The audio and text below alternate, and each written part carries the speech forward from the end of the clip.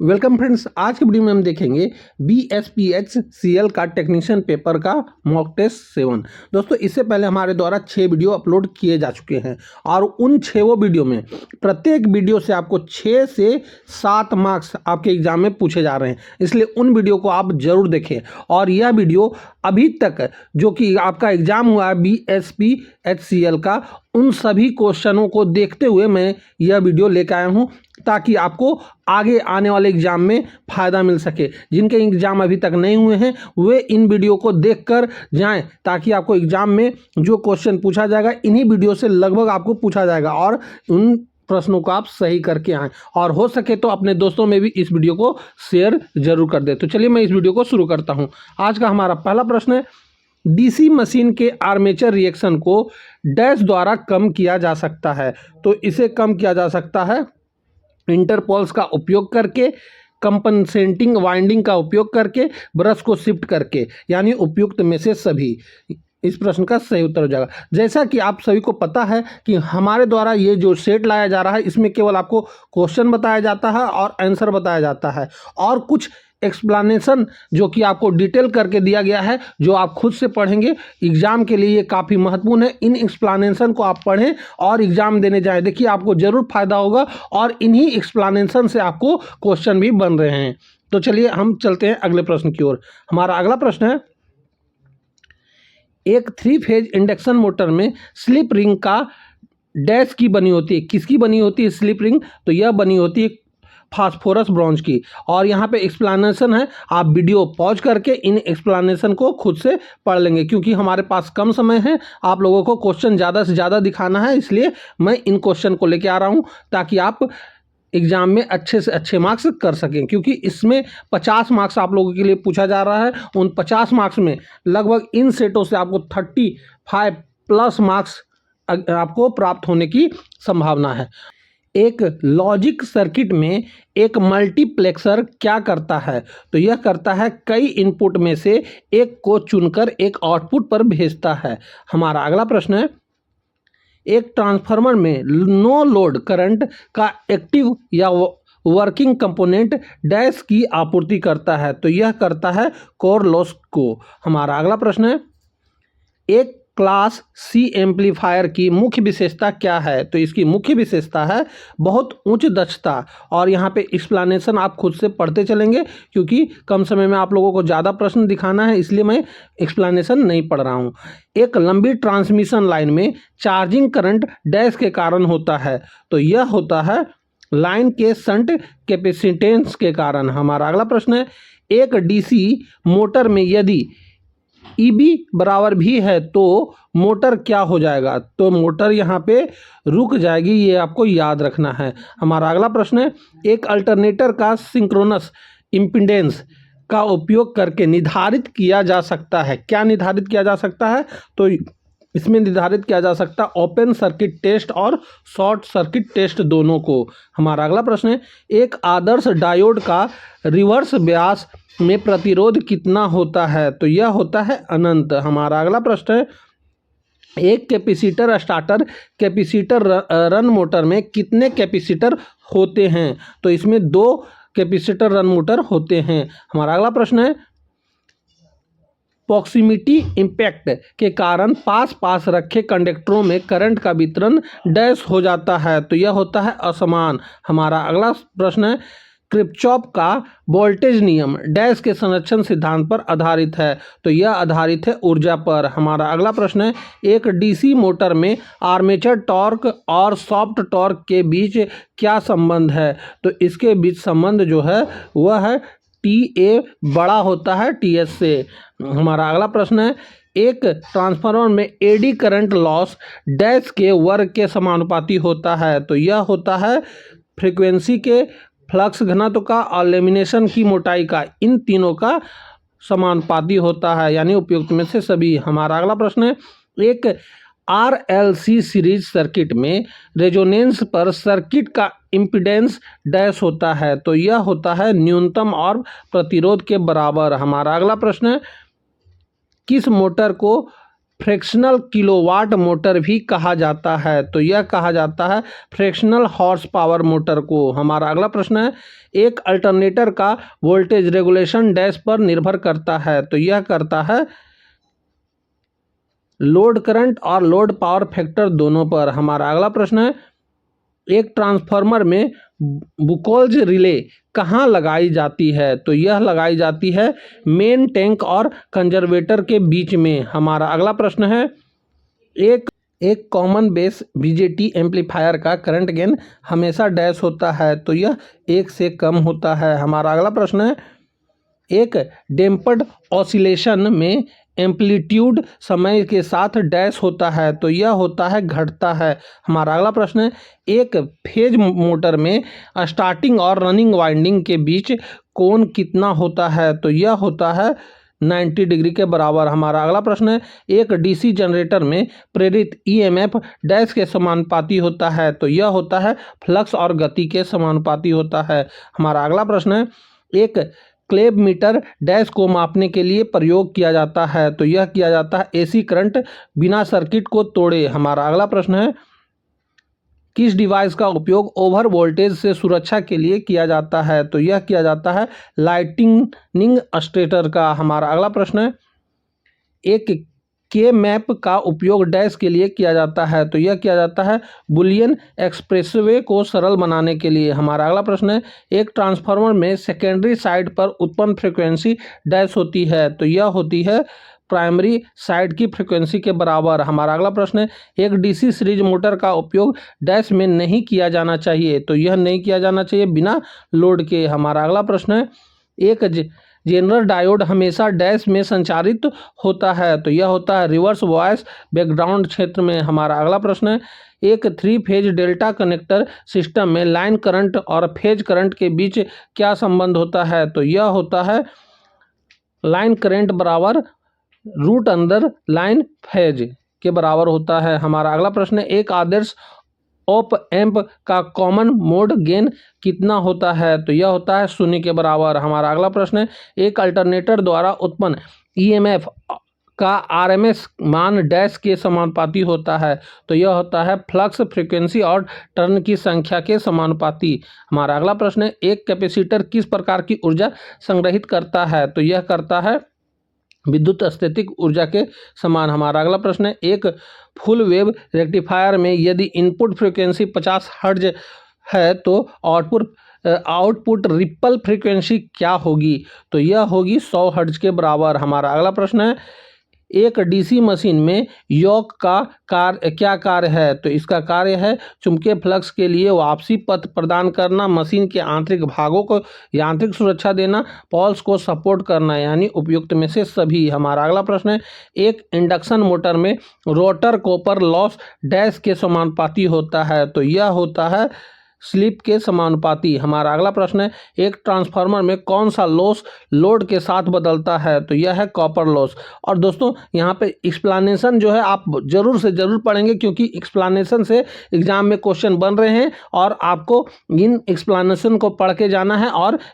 Exam में पूछे गए प्रश्नों को सही भी करके आना है। हमारा अगला प्रश्न है, एक सिंक्रोनस मोटर में हर्टिंग का क्या कार्य है। तो इसका कार्य होता है लोड में अचानक परिवर्तन, सप्लाई वोल्टेज में उतार चढ़ाव और सप्लाई फ्रीक्वेंसी में परिवर्तन, यानी उपयुक्त में से सभी।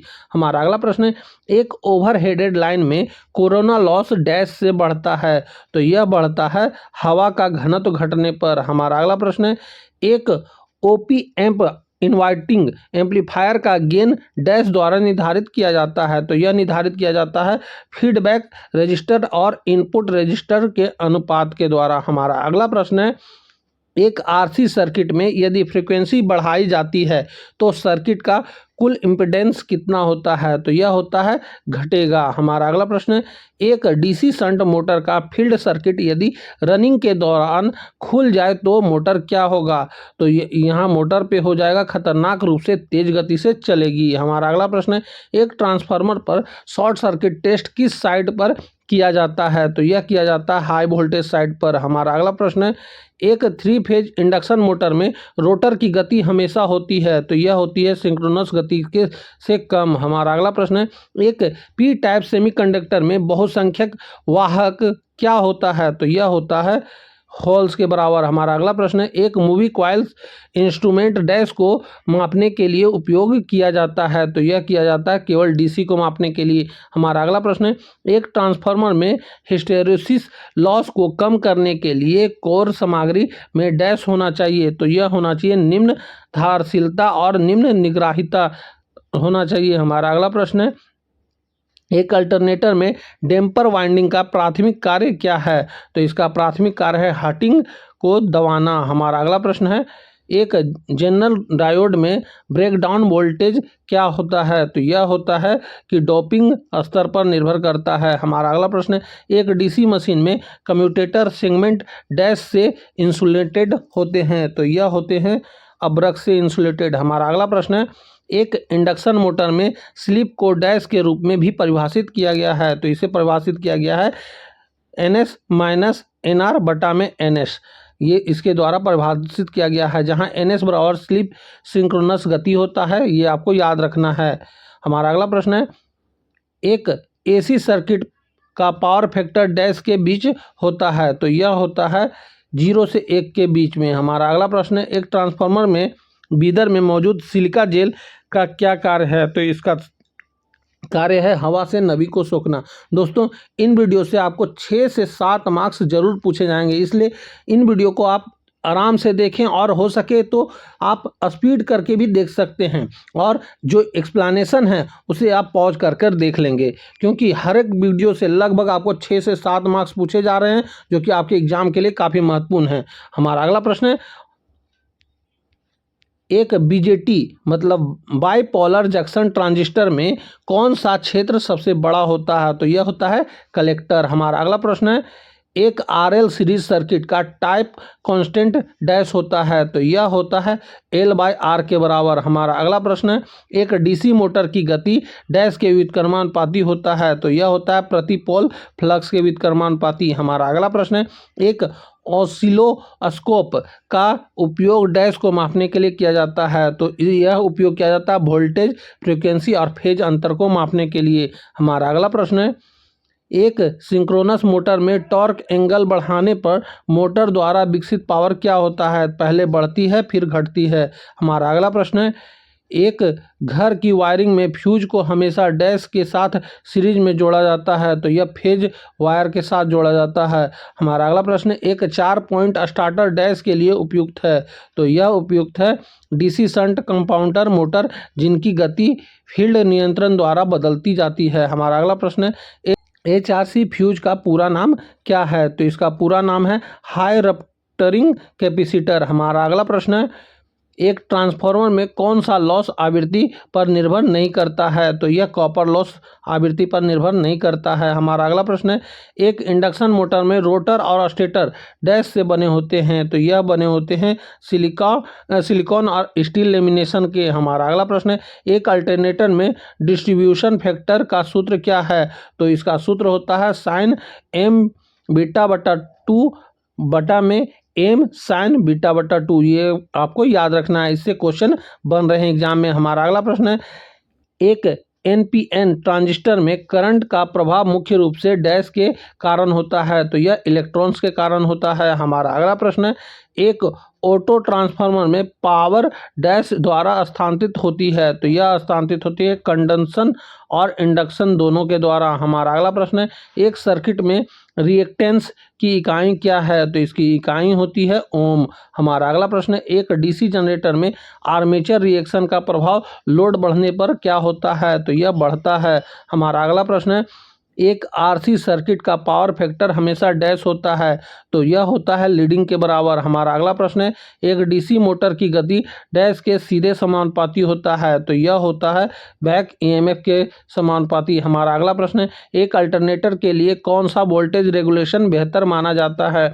तो यह माना जाता है निम्न पॉजिटिव मान। हमारा अगला प्रश्न है, एक ट्रांसफार्मर में यदि फ्रीक्वेंसी बढ़ाई जाती है तो हिस्टोरिस लॉस क्या होगा, तो यह बढ़ेगा। हमारा अगला प्रश्न है, एक इंडक्शन मोटर का रोटर कभी भी सिंक्रोनस गति क्यों नहीं प्राप्त कर सकता, क्योंकि यह इसलिए प्राप्त नहीं कर सकता क्योंकि टॉर्क उत्पन्न करने के लिए स्लिप आवश्यक है, इसलिए यह नहीं प्राप्त कर सकता। हमारा अगला प्रश्न है, एक पीएन जंक्शन डायोड में फॉरवर्ड बायस में डिप्लीशन लेयर की चौड़ाई कितनी होती है, तो यह घट जाती है। हमारा अगला प्रश्न है, एक मेगर डैश उत्पन्न करता है, तो यह उत्पन्न करता है high voltage DC.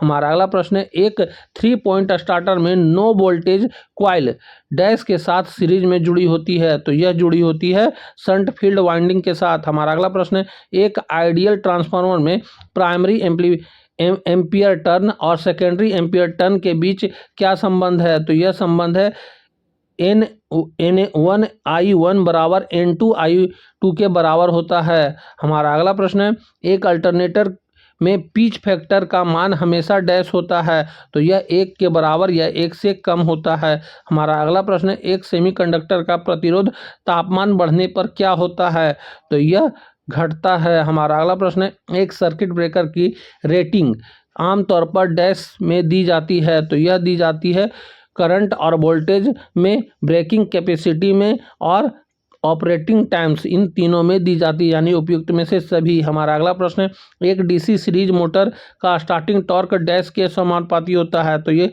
Armature current का वर्ग के समानुपाती होता है। हमारा अगला प्रश्न है, एक सिंगल फेज इंडक्शन मोटर में रोटेटिंग मैग्नेटिक फील्ड डैश द्वारा उत्पन्न होता है, तो यह उत्पन्न होता है मेन और सहायक वाइंडिंग दोनों द्वारा। हमारा अगला प्रश्न है, लेप वाइंडिंग डैश के लिए उपयुक्त है, तो यह उपयुक्त है निम्न वोल्टेज और उच्च करंट के द्वारा। हमारा अगला प्रश्न है, एक ट्रांसफार्मर में कंजर्वेटर का कार्य क्या है, तो इसका कार्य है तेल के विस्तार के लिए जगह देना। हमारा अगला प्रश्न है, एक पीएन जंक्शन में पोटेंशियल बैरियर का विरोध डैश करता है, तो यह करता है फॉरवर्ड व्यास। हमारा अगला प्रश्न है, एक अल्टरनेटर में आर्मेचर रिएक्शन का प्रभाव डीमैग्नेटाइजिंग कब होता है, तो यह होता है लैगिंग पीएफ के बराबर। हमारा अगला प्रश्न है, एक ट्रांसफार्मर की दक्षता अधिकतम तब होती है जब कॉपर लॉस बराबर आयरन लॉस होती है। हमारा अगला प्रश्न है, एक डीसी मोटर में बैक ईएमएफ बराबर क्या होता है, तो यह होता है लागू वोल्टेज से कम होता है। हमारा अगला प्रश्न है, एक इंडक्शन मोटर की स्लिप कभी भी शून्य क्यों नहीं हो सकती, क्योंकि टॉर्क शून्य हो जाएगा और क्योंकि करंट शून्य हो जाएगा, इसलिए, यानी उपयुक्त में से ए और सी इस प्रश्न का सही उत्तर हो जाएगा। हमारा अगला प्रश्न है, एक FET का इनपुट इम्पीडेंस डैश होता है, तो यह होता है बहुत अधिक। हमारा अगला प्रश्न है, एक वाट मीटर डैश मापता है, तो यह मापता है एक्टिव पावर को। हमारा अगला प्रश्न है, एक सिंक्रोनस मोटर को डैश पर संचालित किया जा सकता है, तो इसे संचालित किया जाता है लैगिंग यूनिट और लीडिंग पावर फैक्टर सभी पर। हमारा अगला प्रश्न है, एक ट्रांसफार्मर में टर्न रेशियो डैश का अनुपात होता है, तो यह होता है प्राइमरी टर्न बटा में सेकेंडरी टर्न या प्राइमरी वोल्टेज बटा में सेकेंडरी वोल्टेज, यानी ए और सी दोनों इस प्रश्न का सही उत्तर हो जाएगा। हमारा अगला प्रश्न है, एक डीसी जनरेटर में इंटरपोल्स का मुख्य कार्य क्या है, तो इसका मुख्य कार्य होता है कम्यूटेशन में सुधार करना। हमारा अगला प्रश्न है, एक 3 फेज इंडक्शन मोटर में रोटर और स्टेटर के बीच एयर गैप फ्लक्स की प्रकृति क्या होती है, तो यह होती है रोटेटिंग के बराबर। हमारा अगला प्रश्न है, एक जेनर डायोड का उपयोग डैश के रूप में किया जाता है, तो इसके उपयोग किया जाता है वोल्टेज रेगुलेशन के रूप में, वोल्टेज रेगुलेटर के रूप में। हमारा अगला प्रश्न है, एक ACR में कितना टर्मिनल होते हैं, तो इसमें टर्मिनल की संख्या होती है 3। एक मूविंग आयरन उपकरण में कंट्रोलिंग टॉर्क डैश द्वारा प्रदान किया जाता है, तो यह प्रदान किया जाता है स्प्रिंग कंट्रोल और ग्रेविटी कंट्रोल दोनों के द्वारा, यानी ए और बी इस प्रश्न का सही उत्तर हो जाएगा। हमारा अगला प्रश्न है, एक अल्टरनेटर का पावर फैक्टर डैश द्वारा निर्धारित होता है, तो यह निर्धारित होता है लोड के द्वारा। हमारा अगला प्रश्न है, एक डीसी मोटर में टॉर्क के समानुपाती होता है, तो यह समानुपाती होता है आर्मेचर करंट और फील्ड फ्लक्स दोनों के। हमारा अगला प्रश्न है, एक ट्रांसफार्मर में कौन सा लॉस शून्य होता है यदि वह आदर्श है, तो यह होता है कॉपर और आयरन लॉस दोनों। तो दोस्तों यहीं पे हमारा यह वीडियो समाप्त होता है। और इस वीडियो में मैंने टोटल 100 क्वेश्चन बताया है। इससे आपको लगभग 6 से 7 मार्क्स जरूर इस वीडियो में देखने को मिलेंगे और पिछला 6 वीडियो से आपको हर वीडियो से लगभग 6 से 7 मार्क्स देखने को मिल सकते हैं। इसलिए जितना हो सके इस वीडियो को अपने दोस्तों में भी शेयर करें और आगे आने वाले वीडियो के लिए आप हमारे चैनल को सब्सक्राइब जरूर कर लें। तो अब हम आपसे मिलेंगे अगली वीडियो में, तब तक के लिए जय हिंद, वंदे मातरम।